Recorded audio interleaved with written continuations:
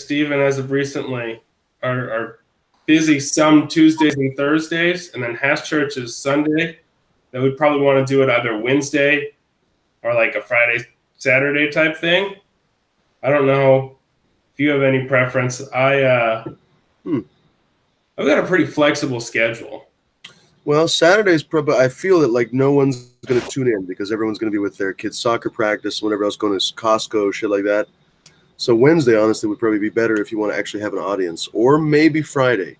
But also with the weed community, a lot of them are going to be watching the random YouTube shows that they have on Fridays. So that's awkward too. Wednesday is actually kind of empty as far as I can tell. I think so. I think Bowman did a Wednesday show for a while. That fell off. I don't think he does that anymore. He does. Oh. He started to do his wake and bakes again, but did he? Yeah, I think he's a little bit too busy to do any of those regular Wednesday shows or anything like that. Right on. I guess I know what you mean. I think I know what you mean. That's been a while. I think he stopped those wake and bakes just because they got weird. Yeah, he gets a lot of trolls. I don't know. It's bizarre how many trolls there are in this world. Yeah, it was trolly, and then the giveaways got a little out of hand, and then like just the whole comment section was just, I see an ant on your bong. Right. And it was like, I just want to hear what's going on with your shit in Jamaica or whatever. Like, you know, he's kind of plugged in like a slightly different, but relatively close environment. You know, he's still Pacific Northwest, but it's a totally different world. Yeah, I think he's a lot bigger fish than he lets on even. Especially as of recent. Like, I don't know if you've been kind of following his Whistler Tech thing, but apparently he's tied in with Canopy, and Canopy just bought out Acreage Holdings. Oh, wow. Is he really? Well, it's not surprising. He's one of those guys that's clever enough to know where the wind is blowing, and he'll find a way to rationalize it. You know what I mean? Everyone always does. I mean, I'm not saying anything bad about him. People are people. But. Yeah. I mean, he's been in it for 20-something years, so yeah. I mean, he's put the time in, whether or not it was like his original creation, which he says it's not. You know, he openly, publicly admits to that. I mean, they say that it was essentially old tech anyway. Like, I guess some of the Nepalese. I don't know. I've heard stories. I don't know any. I don't claim. Well, yeah, that was my thought. Was having people been screen sifting lots of stuff for a really long time. Like, how long have silk screens been around? Right. Or whatever the Nepalese were using, or Spanish people, or sieves go back a long ways, and hash goes back a long ways. But I mean, when you get that granular about it, I mean, like Steve Jobs didn't invent the iPhone, you know what I mean? Like every individual component of the iPhone already existed, was already released, all this different stuff. But they re-released it and it works, you know what I mean? Yeah. So like, we're all standing on the shoulders of giants. That's it. It's interesting watching people be like, oh, this distillate tech's new. And then you look at like literally ancient depictions of distillation. Yeah, isn't that amazing? And I'm thinking, man, how did they even blow glass back then? How did they even, I don't know, conceptualize some of these things? How did they chill? What were they chilling? Some of those like incredibly ornate miniature carvings on really hard stones. You're like, how did they do that without a diamond bit? You know, it's ridiculous. I keep looking for my water to fill up. Sorry. That's okay. Yeah. So that's, I don't know. It's like, so I'm tight with some of the Skunk Farm team, and I was like, for the longest time, under the impression they, you know, really kind of miniaturized the closed loop and brought it, and then you just every time you dig deeper and deeper, you just kind of just watch this path and you see it build for like, I don't know. I mean, somebody posted a closed loop from the 80s the other day, and I mean, weren't they using? Again, I don't claim to know any special knowledge, but weren't they using kind of closed loop distillation systems for absinthe and whatever 100 years ago? Well, yeah, and nobody recently has claimed to invent like the technique, but just to kind of like miniaturize it down to like a small area, desktop little setting for home use. I don't know, but then I don't know a ton about that stuff. I have this weird aversion to all those chemical solvents. I know you guys use them safely. I've tried your diamonds how many times? They've been lovely. They've knocked my face off every time. Scott makes diamonds. He does it well. I don't know what my aversion is to it, but I don't know. That's never scared me for whatever reason. You know what scared me is when I hit like something that leaves a bunch of shit behind in the bowl. Oh, yeah. Because with oil, it's like. And you can get that with rosin too. You can get that with anything. Sure, yeah, no, you can absolutely get rosin that doesn't leave anything behind, and then you can get rosin that is dirty at the end. behind. Yeah. I think it's more common than not to have rosin that leaves a bunch of residual behind, which compared to what's left when you smoke a bowl of flour.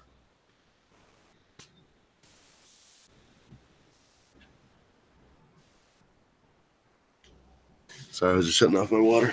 Right on. You got a little RO thing going? Well, actually, because I'm running organics, I just do carbon filtration. I probably don't even have to do that.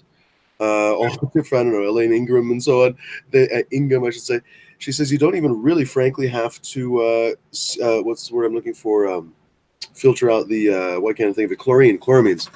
Because any humic acid in the soil, any humic acid in the solution that you put it in, will essentially neutralize them, will complex them. I don't know. What are your thoughts on that, frankly? Well, Salem's got really nice water. I used to do RO, and I used to do pH adjustment. Mm-hmm. It was so minute that honestly, I was typically like having trouble getting my pH right where I wanted it, because if I adjusted it at all, it'd go slightly out of range.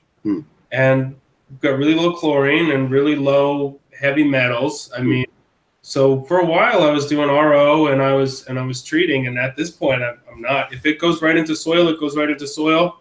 And if I do hydro, which I haven't done for a couple of years now, I mean, I wasn't treating it before I added my. I mean, I do sometimes pH adjustment at the end. I mean, the truth of the matter is, I have an outdoor garden and I water that normally. I don't do that with hose water. Everything runs, you know what I mean? And yeah, I use a regular hose. People say you're not supposed to, but I do. I one of these days maybe buy an RV hose, but I don't. I guess the only reason why I keep up with the filter is because when I foliar, if I don't use filtered water, if I just if I'm lazy or whatever, I just pour it out of the tap. I always get a white residue at the end, and I'm sure it's just calcium, lime, whatever. But I think to myself, over time, whatever that is, I'm not sure what it is exactly, will build up in the soil. At the end, like when you're turning off the tap? No, I guess I should say like anytime I use my tap water, let's just say, already had a couple bong hits. Anytime I use the tap water to foliar my plants, when it dries out, there will be a white residue. So there's clearly something in it. Whereas when I filter the water, it's all gone. Oh, am I cutting in and out? Well, I think we're both talking over each other to a small extent. That's part of the reason why we're testing. Yeah, I didn't hear you say foliar, so I know what you mean. Yeah, I don't know exactly what that is. And that's what it is. That's why I filter, because I'm not 100% sure what it is. That's all it is. That'd be interesting to see if somebody's figured that out. I mean, I have some guesses. I probably could, frankly, yeah. Because again, it's probably just like calcium, lime, whatever. It's probably harmless, frankly. I'm only really... Yeah, it's only out of paranoia, to be honest. I don't know. Right on. That's one of those, when you optimize your grow, there's all kinds of things that you've kind of, even if you don't want to have had bro science, you're going to involve a lot of bro science in your life. You know what I mean? Like, I probably would have to do that. You know what I mean? Just like, yeah. I know what you mean. You probably do the same thing, like something that a friend of yours told you that is completely illogical if you actually stop to think about it. Yeah, I know people who boil their roots before harvest. Oh, yeah. Or put ice on them or whatever, yeah. I don't know. So it's sometimes like stoner hippie logic. Sure. I don't know. I think there might be something. There's a grain of salt. There's a grain of truth to all of it. Like singing to your plants and stuff. I'm sure there's some vibrations that are physically causing some sort of reaction. And I think the same thing with the weird stress responses at the end of flower. There's probably something to it in the systemic acquired resistance. Like the weird stress responses that push out terpenes. Probably something could be nailed down that actually does cause that spike in terpenes, but most of those things are probably just going to be plant stress and not actually help. I don't know. And so that's where like the bro science versus real science comes in. Yeah, there's definitely a lot of guesswork at this point. For real. Especially when you're small scale. You know? That'll change when the bigger players come in, but then I'm thinking Miracle Grow and Scott and Monsanto. For real. Well, that's not really a positive. Yeah. Oh, maybe it will be. I don't know. I can't imagine that. It hasn't really been positive in other aspects in our world, but whatever, you know. Yeah, I was just reading about one of the three suing. No, it was Lay's. It was Lay's just sued a bunch of Indian farmers for. Oh, I heard something about that. Yeah. And I was for planting the patented potato, right? Yeah, they bought from somebody else that grown it from their seed stock. It was like, and according to Indian farmer law or whatever I'd read in that article, that was legal.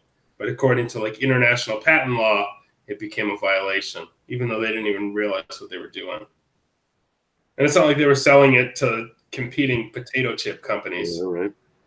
No, and that's kind of one of the fears. And of course, the U.S. Patent Office is notoriously understaffed and underfunded, probably intentionally so, thus allowing all the patent trolling. They say one of the biggest reasons why we have patent trolling is because the Patent Office just rubber stamps so many patents that are not really deserving of a real patent. So people are worried, like, you know, maybe Subcool's XYZ strain will just get snatched up by some random asshole who will patent maybe some portion of it and then lock him out of that entire lineage, right? Like, yeah, how idiotic would that be? It's like saying you can't breed German Shepherds anymore because a preceding German Shepherd lineage 100 years ago somewhere has a patent on it from Bayer or something. It's absurd. The USDA just released guidelines for registering hemp strains. Huh. I got an email this past week. Someone forwarded it to me. I haven't actually looked into it too much because I don't have any hemp strains worth registering. But shit, that's it's scary. People making buku bucks. Sure. And I'm sure they really want to lock that down. But you know, there's also probably only so many stable hemp genetics that they took tens of thousands of years of, you know, Mother Nature to start with. So if everything they started with becomes patented, are they able to monopolize on that to an extent? Right. Well, wasn't there just a chart the other day? It's probably an older chart, but I just saw it the other day of whittling down of vegetable varietals in America from like 1928 or whatever until 1988 or something. And it started with this nice tree-shaped chart, basically. And on it was maybe 15 of our primary vegetables, tomatoes, broccoli, blah, blah, blah. Each of them had maybe 200, 400, 300, 150 different varietals that you could commercially purchase. And it whittled down to, in 1983, 10, 11, 9. You know what I mean? It's absurd. I'm sure those were optimized, quote unquote. But if any of those optimization criteria change, if climate changes or if the soil changes or if the farmers can't afford to use that particular nitrate anymore, then those varietals won't there's like a shelf-stable banana right now. The great to replace whatever that banana is called, whatever the banana is called, because I want to say it's a pest or a disease that's slowly eradicating it, and they don't have another shelf-stable banana ready. And somebody who breeds a shelf-stable banana is going to be, you know, a banana billionaire eventually. And there's a reason why bananas right now don't taste like the bananas we ate when we were kids. And banana doesn't taste like flavored anything because banana flavored. It's all based on that other one, based on other bananas that don't exist anymore. And I mean, sure, you might be able to find some seed stock and grow a small amount. Like, I guess they do exist, but you can't pick them anymore. That's the problem. Apparently, there's still hundreds of varietals of bananas, but like you said, it's shelf stable. Like, we don't live in Costa Rica. So, you know, when it's been a long time since I was in Costa Rica, but many, many, many years ago, I had a friend. They literally had a banana tree in their backyard. They could just pick bananas. And I'm sure it was a cultivated variety because, you know, they're hybridized, whatever. But that couldn't have shipped because they ripen in like one day. You know what I mean? So it's like no shipping to America, you know? So, yeah, there's some stuff you're just never going to see here. And there's some stuff that'll never commercialize. I mean, how many types of tomatoes are there? For sure. I mean, and they all have funny names just like weed. And I could probably go buy 50 or 100 different seed types, but you're going to find like 5 or 10 different in the store, like for sale tomatoes. And sometimes they won't grow as acceleratedly quickly as aroma. They won't be as pest resistant and whatever else. So they'll take more effort from the farmer. They'll take more skill from the farmer. but they'll also get you so much more flavor. You know, everyone thinks that weed is going to go that way, and we hope, right? Hey, man, what if it does? What if they're like, well, this one is resistant to mold. This one will never get PM, but it's got like no terps and like a really shitty ratio. Right. And it's just like, man, that's certainly the concern, because the big corporations are going to come in and they're probably going to go way overboard. They always do. They don't ever take half measures. Even if they don't have to crush the craft market, they probably will anyway. So it's like they'll probably try to hammer all the variety out of the market. I don't know. It'll be up to consumers and smaller producers probably to educate each other to prevent that. I don't know. Well, what was interesting is 5 years ago, everybody was saying, look at beer. Beer still has a craft market. And beer only had that craft market really boom in the 90s, 2000s. Past couple of years, large companies like Constellation and other large alcohol holding companies have bought people like Dogfish Head and Ballast Point for like $1 billion. So they're buying craft. And then you look and there's craft tap rooms in Portland shutting down that have been open for 10 or 20 years. Yeah. And there was like an NPR story about it recently. There was like 3 in Portland over the past couple months. My old favorite brewery, Bridgeport, apparently is closing down. Yeah. And a couple more. So I don't know. Apparently, it's just the fact that there's still a big market for a craft brew. It's very interesting. Still a big market, but it's like, who's in control of that big market? Is it mom and pop anymore? Can you get that out of your basement anymore, or is the entry level for craft $1 million or multi-million-dollar venture? 100%. I mean, even in a city like Portland, I mean, everyone says that Portland is the perfect place for a craft movement, but then you realize a house here, I mean, a mediocre house costs $400,000, and that's not even that close to town. And then, I mean, everything else costs a fortune too. I mean, you know, any city is like that, but that means that your barrier to entry is super high, right? So that's welcome to capitalism, I guess. Which is, if you have money, you'll be better off. You know, that's life.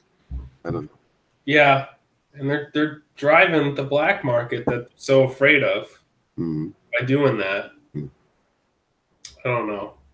Or are they? It's tough to say. You know, like part of the black market is, of course, the simple availability. You know, like if you live in I don't know, some illegal state that's just there's no other market. But then when you come to a place like this, it has to either be cheaper or cooler or better, right? Like why else would you get it? I mean, if you can still get busted yourself as a customer, why would you take a risk with your black market seller if it's not cheaper, better? Like, so all those criteria in California, I guess, with the taxes, they fuck themselves because the black market is much cheaper.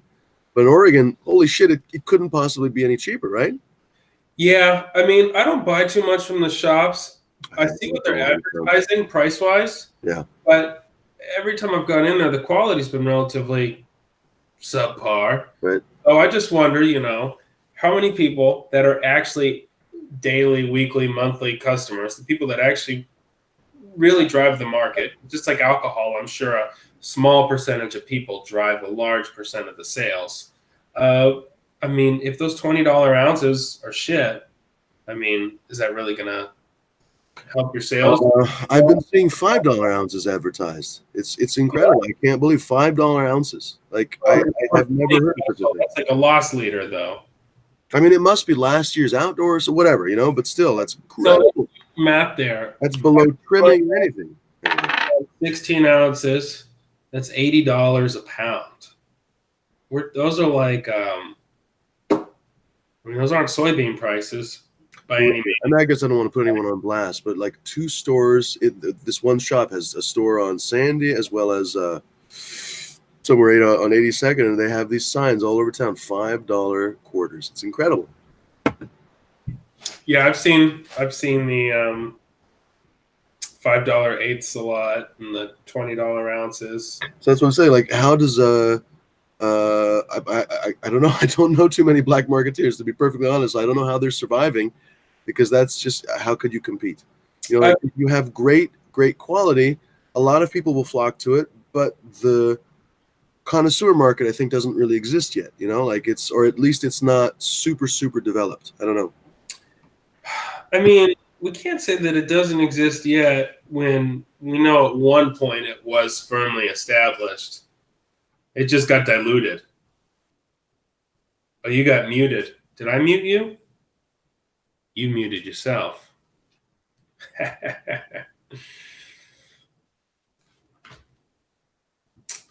don't know. Of course, I mean, if you don't mind it, I can run it. But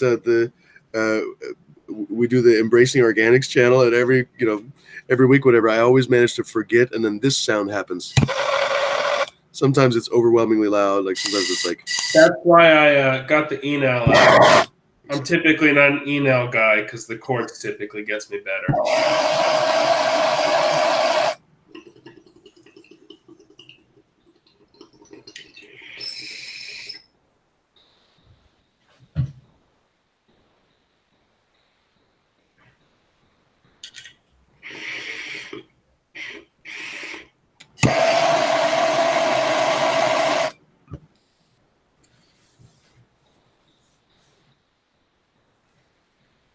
What are you dabbing on? Pardon me. Might be boring, but kaffir lime. Well, it's not boring. It's actually lovely. But I've just been dabbing on it for a couple months. It's really a lovely plant. This is that strain that I mean, I can only imagine how nice that Black Lime Reserve. Like I've had Black Lime Reserve Diamonds once, Black Lime Reserve Flower one time, but it wasn't super fresh. And I don't think it was like Mean Gene's Pheno. I think it was just some asshole. Nice for him to have me try it. But my point is that this kaffir lime, it's the Black Lime Reserve by Jack the Ripper, just perfect. I've gotten out of 1 10-pack, I got easily 4 keepers. I'm still playing with 4 of them. I'm getting rid of 1. I'm still playing with 3, and they're all lovely in their own ways. And it's a lovely strain. I hope he releases it soon. Jack the Ripper crosses from TGA have been some of my favorites. I had a Sour Tsunami Jack the Ripper tester. Nice. Where'd I get that from? I think I got that from Miss Jill in like 2014 or something. And I held on to it for a couple of years until I accidentally killed it. But I did a root drench with hydrogen peroxide, like literally fried a plant faster than I've ever seen. It was ridiculous. But I had some living tissue, algae I was trying to fight because I had some like smart pots that were like tan that just like loved algae. And I'm getting so snobby. I realize, by the way, how snobby this looks, and I'm trying to stop. I'm trying to find a way not to do it. But lately, I've been getting into these really like absurdly long, low temp dabs where I realize I'm taking like 2 minutes, and it's actually like a pain in the ass long. It's like that guy with the twirly mustache that I have to have at the coffee shop, So, but the flavor is just so lovely. That's why I'm doing it. But I need to find a more efficient way to do it because it takes. I've been trying to play with my cold starts recently, try to get some flavor at the beginning, but still a big dab by the end of things. That's what I was telling Sebastian. It's like you not only all the other stuff, the flavor and whatever else, but it's like you control the entire dab. You have the and you have the. In my case, I focus on the flavor. That's it. Oh, we're just talking over each other. I was just gonna say, in my case, I focus more on the flavor, but you could focus on the high, how the high changes through the dab because it does. You get the different compounds. I think it's kind of really kick ass. Not for everybody, of course. Some people just want, all at once. But anyway. Well, and one of my problems is I'll want that when I want the boom all at once. Sometimes if I go too hot, it just like kind of evaporates and all just goes down the neck a little too fast. Yep. And if you time it right with the cold start, you can get that all at once at the end. I don't know, but I've also burst into flames.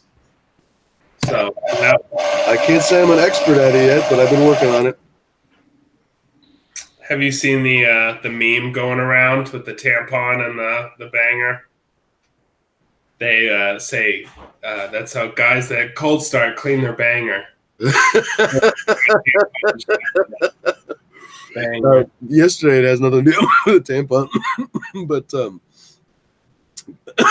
a couple guys were walking around with pretend this is pardon me for coughing fit, clear glass, a dabber like a pencil.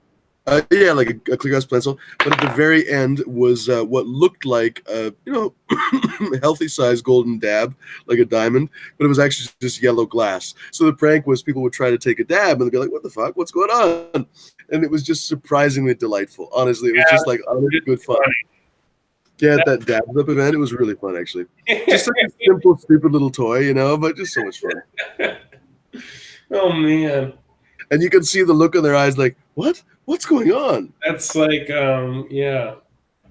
Like when you do magic tricks on dogs. All right. You almost had it. Yeah. Shit. And they say dogs are not intelligent. Fuck off. Right. Cool. All right. Well, I'd say this was a successful test. Hopefully next time we'll get Cuban on.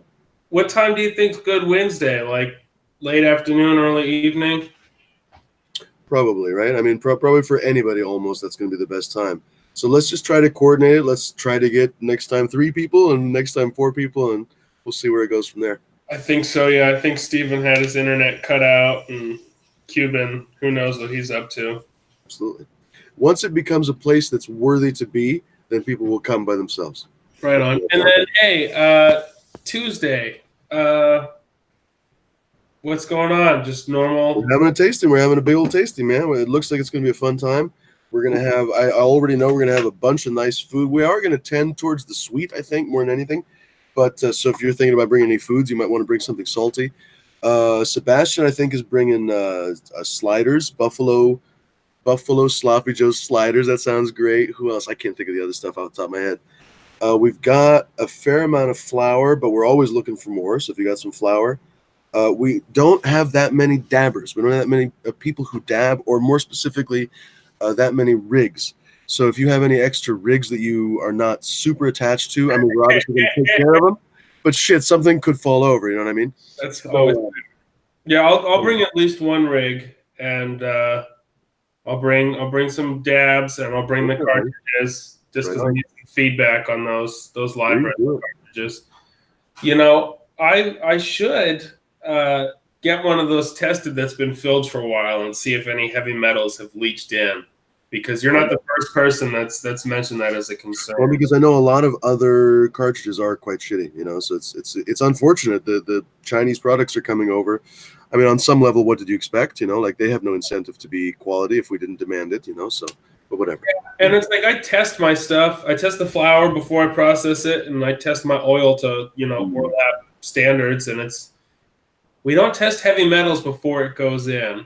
So I guess I'd have to go out of my way to test for heavy metals before it goes in, and then again later, assuming that's the main concern. The truth of the matter is, probably in the future they'll test for all that stuff, especially if it goes federally legal. Like, you have to assume on some level they're going to take some of the rights away that we have, or some of the freedoms, or something. That's probably not a bad thing, to be honest. Do they test hydrocodone for heavy metal? I mean, don't expect fair standards. Don't expect fair standards. If anything, our country works on a series of different hypocrisies. You know what I mean? So yeah, don't ever expect fair treatment.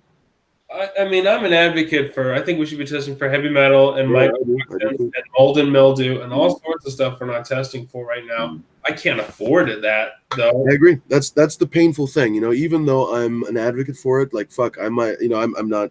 I just do it for myself. But I mean, even then, I might find out, holy shit, I'm doing something to myself for my own product. Like that would be really disturbing. So that's one of those things. Unless you have the way to solve it, you may not want to know. You know what I mean? You know who can't afford that though? The people who are paying $20 ounces. They can pay for $40 ounce if it means they're paying for more testing. And I bet half of that product surplus would disappear if we were testing for that's true. mold and mildew and heavy metals. I mean, when it's that cheap, the handling can, because it's touched 3 or 4 different sets of hands by that point.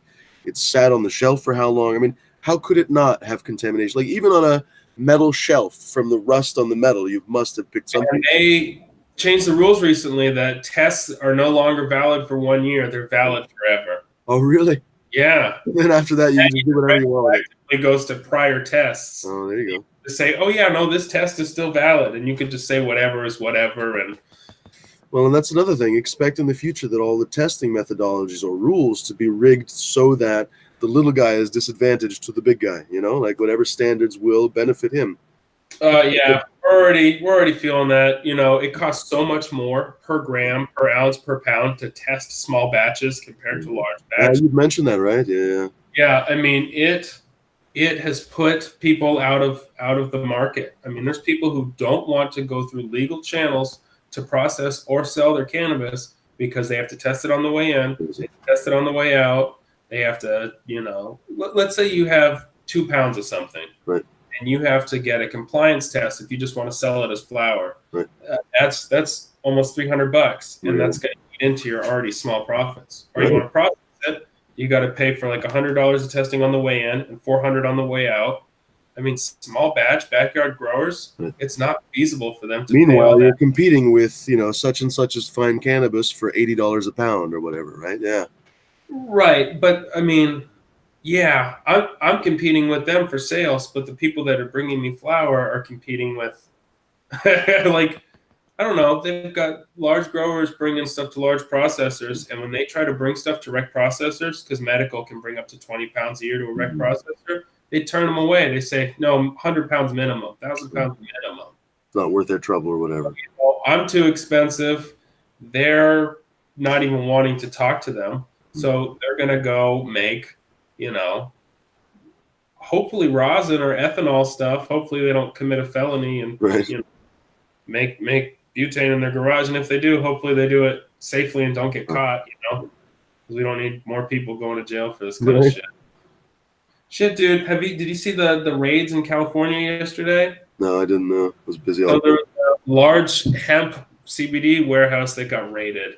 And they took all the invoices and they're going after like the distributors and the processors, and because apparently they're not accepting the farm bill. I heard something about that. California's taking it quite literally. Yeah. Prop 64 says all cannabinoids, no matter where they come from, are regulated under Prop 64. And you know what happened is a year ago in Texas, or 2 years ago in Texas, they legalized medical, but it was CBD only, and it was just for a couple. There was a couple growers and a couple just dispensaries and like a handful of patients. And the reason they legalized CBD was because they saw federal coming. And now because they have a CBD program, other CBD is not legal. So Texas is doing crackdown. California's doing crackdown. Basically, if you have a program that people have to pay to go through and that you're making tax dollars on, they don't want other states. They don't want Oregon CBD coming in because they don't get tax dollars from Oregon CBD coming in. Well, what was the pretext for them to raid the California facility then, or do you know? It was hemp growers, hemp farmers, and hemp processors. It's not Prop 64 California rec site. It wasn't a. It was literally non-compliant with Prop, so they didn't have a license. They didn't have any. They were just growing. But it was hemp only. It wasn't. I don't know the intricacies of California laws. I think it was, it was ethanol. I'm assuming ethanol and short path and flammable stuff, but not explosive stuff. So and that's the long system to go through for hemp. In California, I don't know that they have a system to go through for hemp. So, well, I was just going to say, like, the long dick of the law, like people assume maybe that California is one thing or another, but California will serve California's interests, Texas will serve Texas's interests, whatever those might be. And so, like, California may be squishy and touchy-feely on one thing, but, when it comes to money and tax revenue, they're not going to mess around. And I know this from any number of times, messing with, if you don't file a California return or something, you're going to get messed up with. They will come after you, and they're not friendly in that regard, Right. And there's a lot of stuff that's going to fly under the radar just because their population's so massive. But I don't know. I'm always seem to be one of those people that get fucked. I am too. Yeah. If anyone's looking, if I swore inappropriately, I'll hear about it later. And I don't know. I'm always unlucky in that regard. Anyway, right. Whatever. Man. Shit. So I had something else. So you're kind of into Subcool and TGA to an extent. So did you see that Miss Jill recently acquired TGA. I thought he said he dissolved the name, but yeah, I guess maybe she's taking over the name now. Whatever. Yeah, well, yeah, sure, whatever. I'm just wondering if you knew what his future was, or Yeah, they he just gave it up. Yeah, he gave up the name because he didn't want to. Didn't want to fight with her about it. I don't know the whole intricacy. You know, it's a divorce. It's not really my business to some degree. Yeah, sure. But from what I've gathered, I've tried to probe a little bit. You know, just as far as it involved me, which it doesn't really. He gave up the name. I'm worried about the future of the genetics moving forward rather than The genetics are essentially going to be all new. From what I understand, most of the legacy strains are going to be kind of let go because he's saying that kind of on their own, there's a shelf life now for strains. So even without doing much, I mean, this is not the gospel truth. No one should hold this to subcools or something. This is my understanding of it, that the legacy strains are just going to peter out by their own. And one by one, you know, the ones that stick around, they're going to stick around. He's going to keep breeding them. But a lot of them are just going to kind of get maybe stockpiled or whatever. And they're going to breed new stuff going forward. He's doing this Kimbo line. And I got some seeds from him from the Kimbo line that looks really exciting. And when Badger was doing the Goji and whatever. So I think they have a lot of other plans too. So I think Miss Jill's just going to go on her own way, and it's probably better for everybody, right? Yeah, probably. I guess I was more curious about the Jack the Ripper than anything. I think Jack the Ripper's sticking around. I think that's one of his big moms, but he's still breeding it. I got a bunch of packs with Jack in it, but I also got a lot of stuff with Space Queen, so that's interesting. That's an old crop. Right? I was never a super huge fan. I've had a couple nice Space Queen crosses that I liked, but Jack the Ripper's always been a fun one. I like the Jilly Bean. Jack is polarizing though. A lot of people don't like that Jack. What's that? Jilly Bean has Space Queen somewhere in it, yeah. You know, weirdly enough, I've never grown Jilly Bean, but I feel like you're right. Maybe the or the Space Dude they called it on one side. I can't remember the story. That went into one of the. I've got a couple packs of that stuff. I got a couple Jilly Beans, got a couple Cheese Quakes. I got some stuff from like smoked it a couple times. It's a lovely flower, yeah. Yeah, some of the nicest terps I've ever smelled. Oh, yeah. Jilly Beans, some of the sweetest. Like, oh man, yeah, I've never. A lot of people say that, yeah. Literally like candy. Right. Fitting name. Yeah, I actually wish I would grow. Somebody was promised. I hardly ever grow from cuts. In fact, I only have one plant I grow from a cut, but well, from someone else's cut. But who was promising me a Jilly Bean cut? Well, it never happened, so whatever. But well, I've got some beans I'm gonna pop relatively soon. I kind of shut my basement down a while ago when I'm getting it started back up, and I'm trying to get it nice and clean before I pop anything I really want to keep. No, I bet. I got some like vegetable stuff and whatever down there. We're kind of at a fortunate time. I don't know. Maybe you and me, like we have a few friends who have a fairly nice fruity strain palettes. You know, like Stevie's got some really that Ruby Jack's got some really nice terps in it. I've been really lucky with everything I popped from him. Eric's got some lovely stuff, and I mean, there's no shortage of stuff you can buy on the market now. It's actually really a lovely time. You know, how many times people complain about the world? Like, look around you. There's so much variety. There's so many bars. It's actually lovely, man. So many phenotypes. Yeah, I'm trying to get some hemp stuff banked up because we got. Well, it's not hemp actually, but I got some CBD crosses. Someone was telling me the other day that there's no good cherry CBD or there's no good CBD that isn't cherry. Well, I just got orange, a Calio cross with Pennywise or ACDC, one of those CBD crosses from Subcool. And I'm going to run it. I'm going to give one of our friends at the tasting club, he's going to run it outdoors also. It's going to be an orange CBD plant. Can you imagine a 1-to-1? It's going to be delicious. Right on. Anyway, sorry. Yeah, no, I was in a couple hemp fields last year that, some of the Oregon CBD stuff, there's some nice stuff. Space Candy and the Lifter and they've got a handful of stuff that in the field looked and smelled just as nice as any other outdoor cannabis I'd ever seen. Interesting. Right sets, pinched some stuff that was skunky, and some stuff that was sweet. And I mean, shit, you smelled those terps I had the other day. That was from, It was lovely, yeah. That was from hemp. I mean, that was like skunky and floral. I mean, so there's stuff out there that's not cherry. Being said, some of the most easily, readily accessible, consistent, stable seeds are cherry wine and cherry wine crosses. Those are the ones you don't have to worry about the CBD ratios, correct? Pretty much. I mean, there's a place in Eugene called the Seed Choice, and they've got a shit ton of feminized cherry phenos and cherry crosses. they're probably one of the only places in the state right now with some stuff I left. wonder what it is about that particular cherry terp. It's just that combination of things, huh? Yeah, I don't know. The Every time ridiculous I have selection. CBD, even some isolate I've had kind of has that cherry. So I wonder if it's a terpene or I wonder if it's the actual chemical CBD. Right. You know what I mean? Because I had some CBD isolate. You're right, and it had isolate almost Kind of has no that like flavor. cherry It has taste. that medicinal fake cherry a little bit. Yeah. Yeah. So you wonder if that's some of the terps left over, or if And that's again, it was supposedly white CBD. powder. It was supposedly distillate. But yeah, you're exactly right. I thought. It's something that's like white. Yeah. So I don't know what it is. Interesting. Anyway. Yeah. All right, man. Well, I'll let you go. We'll try again Buddy. Wednesday, maybe afternoon, maybe evening. Maybe we'll coordinate in like a offline conversation. Perfect. Sounds good. All right. Well, have a good. Anyone who does happen to watch and hear us babble. Yes, sir. Yeah. Goodbye.